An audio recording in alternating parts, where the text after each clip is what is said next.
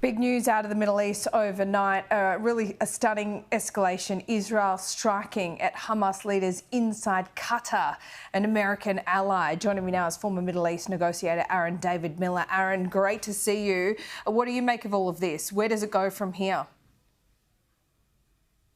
We've seen over the last 2 years an extraordinary number of firsts.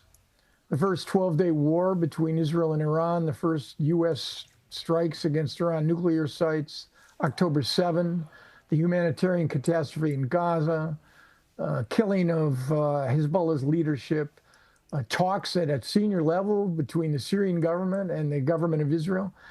I mean, I no longer look at these unprecedented events and conclude that somehow they're going to magically or quickly fundamentally alter this region, either toward instability on one hand or some sort of dramatic breakthrough on the other. And we're stuck, frankly. Yeah. If you ask me where we are with respect to the war in Gaza, we're stuck. Hamas's objectives and Israel's objectives for ending the war in a way that normal humans would regard as an end of the war are simply mutually exclusive of one another. Their needs and requirements simply don't meet. You don't have the kind of leadership in Israel, among the Palestinians, or even in Washington, frankly, to want to do risk-ready things of a bolder nature that would bring a measure of peace and prosperity to the region. So no, we're in for the situation is going to get worse before it gets worse.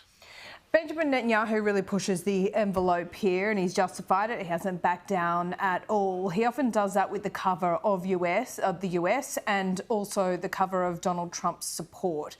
May that be about to change? Or again, do we go back to your answer that you've just given, that you don't think there's any fundamental shifts underway here? I mean, look, I watched Joe Biden since October 7. Which was ghastly for the Israelis, and then the Israeli response. The exponential number of rise in Palestinian deaths, the humanitarian catastrophe, and yet the Biden administration was unable to impose a single cost or consequence on the Netanyahu government in order to alter its trajectory and its behavior in the war that normal humans would regard as significant or serious pressure. We're now, what, 8 months into the Trump administration? Trump administration has continued Biden's reluctance to do the same, to try to impose a single cost or consequence. And even if you ask me, what should, I worked for every administration from Jimmy Carter to Bush 43. Even though some of those secretaries of state and presidents I worked for, particularly during Bush 41 and James Baker, period 89 to 92, was tougher with the Israelis.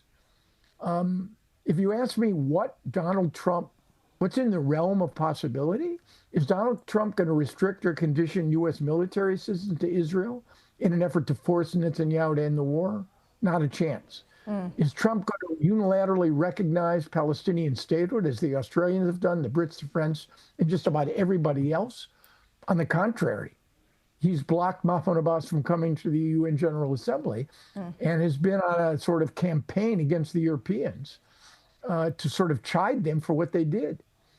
So I don't see much chance of that kind of pressure. The real question to me is, at what point will Donald Trump conclude that he's being used by Netanyahu, that Netanyahu is making him look weak, and that Netanyahu is standing between something that the president really wants?